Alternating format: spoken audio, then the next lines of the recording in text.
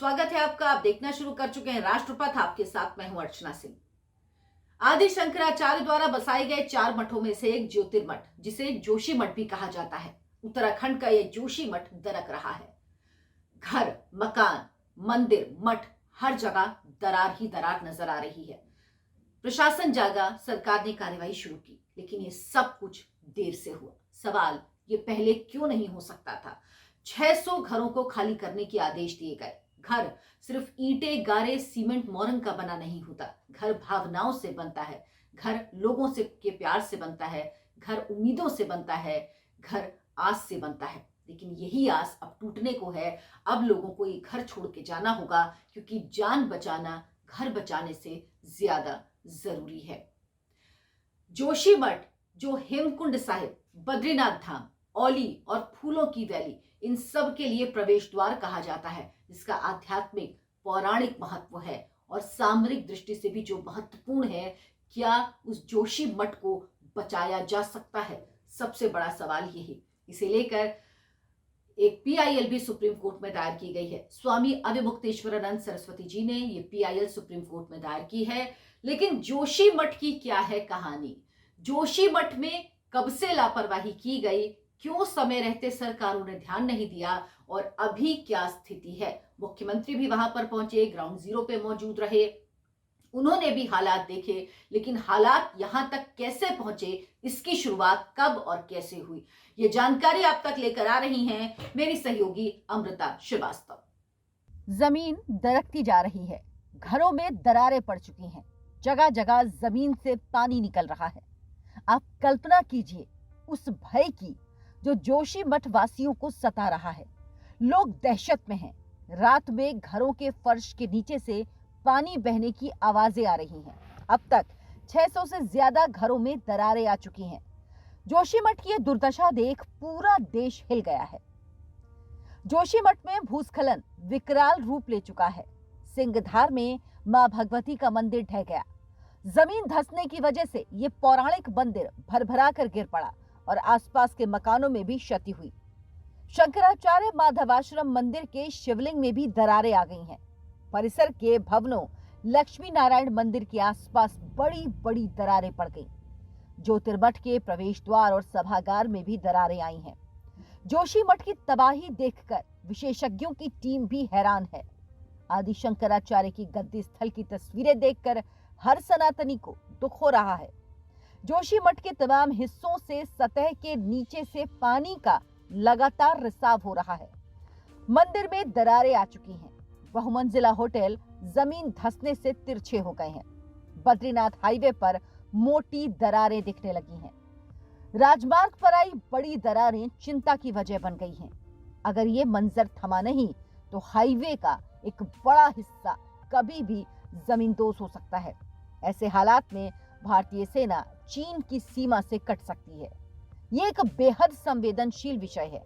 Gateway of Himalaya कहे जाने वाले जोशी मठ की ये दुर्दशा क्यों हुई, ये जानने से पहले आइए आपको बताते हैं जोशी मठ के धार्मिक आध्यात्मिक महत्व के बारे में।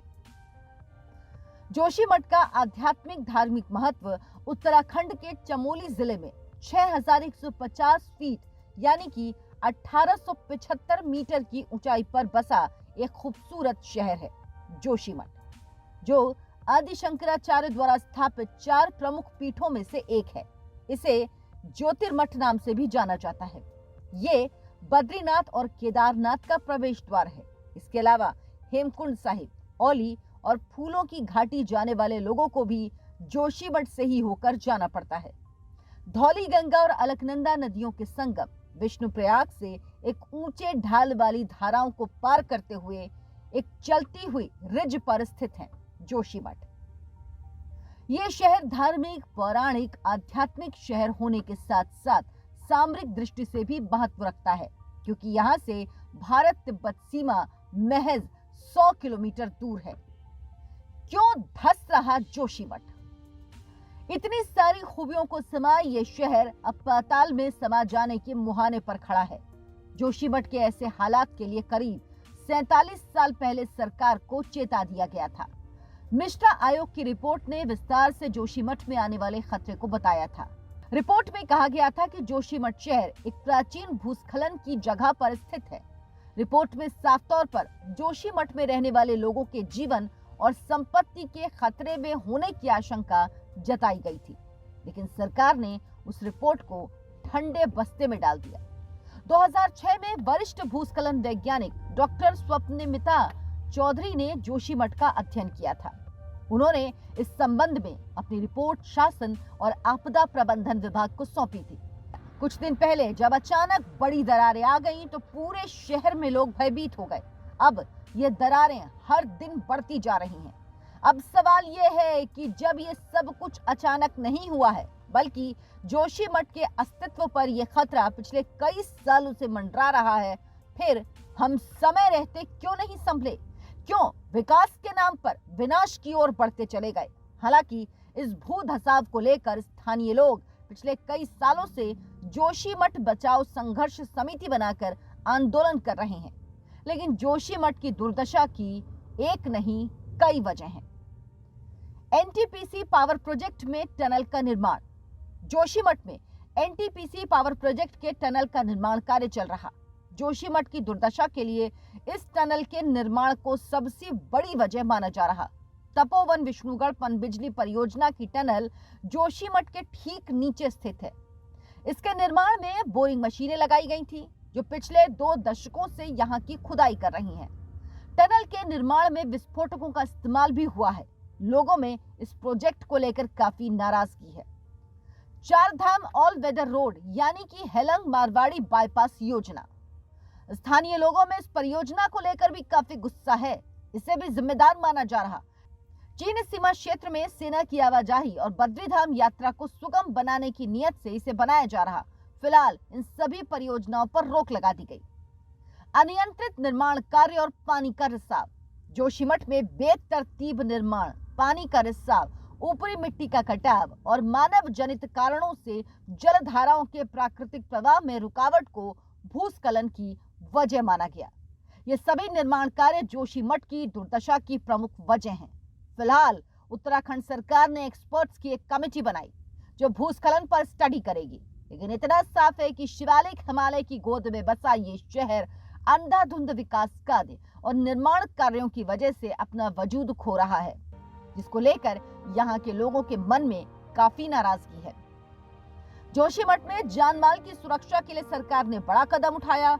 शहर के लगभग 1.5 किलोमीटर के भूस्खलन प्रभावित क्षेत्र को आपदाग्रस्त घोषित कर दिया। एसडीआरएफ, एनडीआरएफ और सेना को हाई अलर्ट पर रखा।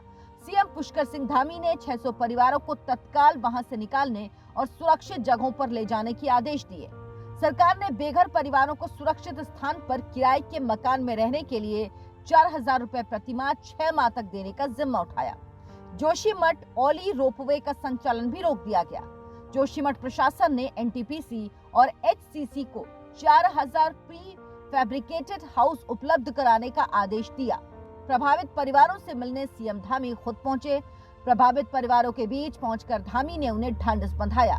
इधर यह मामला अब सुप्रीम कोर्ट भी पहुंच चुका। स्वामी अविमुक्तेश्वरानंद सरस्वती जी ने पीआईएल दाखिल कर दी है।